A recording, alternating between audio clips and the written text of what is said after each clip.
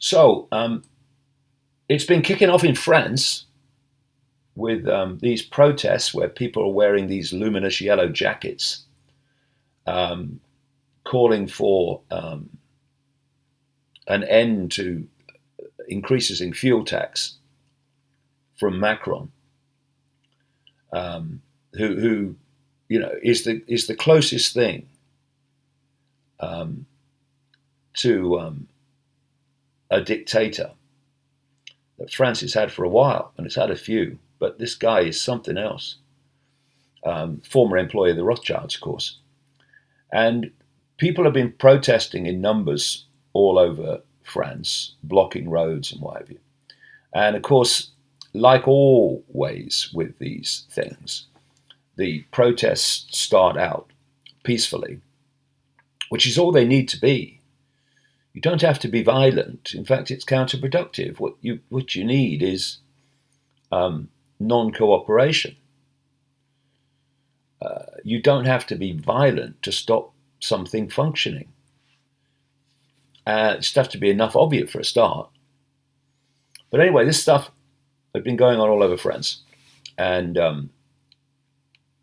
the government has had to respond to it, even though Mr. Arrogant Macron um, showed no desire to do that until it built up and it built up and built up. So now we have this story. France introduces 6-month moratorium on fuel tax increases. French Prime Minister Edouard Philippe he's not French, is he? Has announced a 6-month suspension of the fuel tax hike, which triggered massive unrest across the country, saying the measure is aimed at stopping the violence and restoring public order. Okay, but what he's really saying is we can't cope and we have no power when the public in large enough numbers say we're not having it. And like I say, there's absolutely no need to be violent. And what happens, as I was going to say a few minutes ago, with these events is they start out peacefully, and then they're infiltrated by agents provocateurs who start the violence to try to discredit the peaceful protesters. You have other people who just want to be violent, just what they are, who join and do what they only know, which is be violent. And that to an extent, a large extent often, discredits the peaceful protesters, which are the vast majority. But what's been interesting in France, and I'll tell you, this is happening around the world, wherever I go, even on where I live, the Isle of Wight, it's starting to happen on local issues now. People are sick of it. They're sick of being dictated to by these self-appointed dictators, and because they are overwhelmingly self-appointed. I mean, the government's supposed to be elected, but if you look at the French situation here, Macron was in the government of Hollande, Francois Hollande, and Hollande got the lowest opinion rating of any French president in history at one point.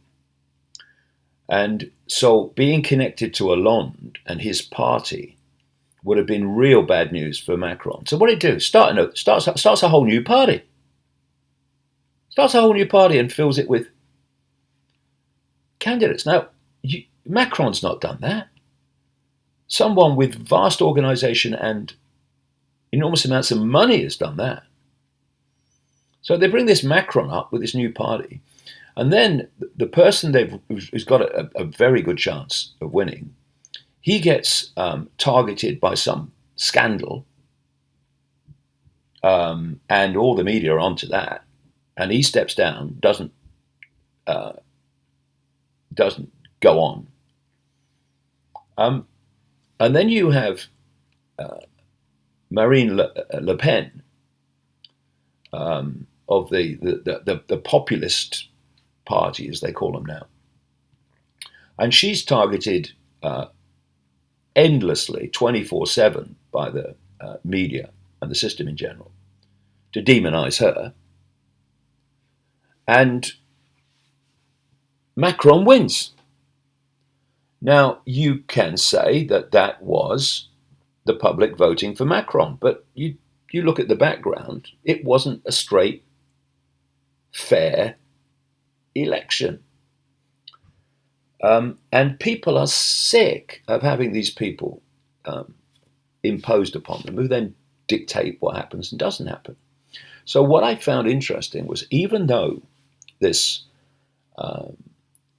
yellow jacket protest all over France turned into violence, the opinion polls were saying, well, we don't like the violence, but we absolutely agree with what they're protesting against. And what happens in the end, something I've been trying to get across decade after decade, if enough people will not cooperate with their own enslavement and the imposition of more and more pressure, financial pressure not least, on their lives, like with this, then they can't do it. There's not enough of them. And this is another example. And what they've had to do is put a moratorium on the fuel tax for 6 months. And, you know, I was involved in something years ago during the days of Margaret Thatcher.